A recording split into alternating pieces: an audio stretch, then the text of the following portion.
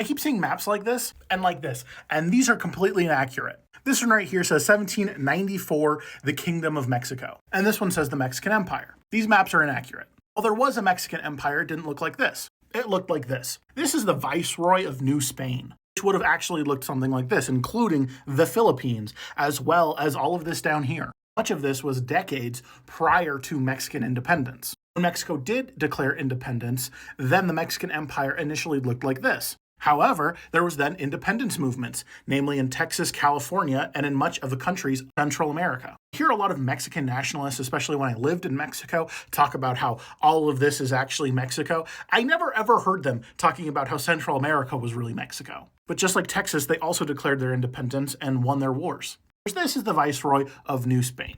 Now, the Spanish Louisiana territory was only held for about 50 years, was never considered Mexico, but once again part of the Viceroy of New Spain. Similarly, Florida was never considered Mexico, just part of the Viceroy of New Spain. So this is a really weird argument I see quite a bit. I don't really understand why they're trying to pretend like Florida was ever part of Mexico. It was once again part of the Viceroy of New Spain.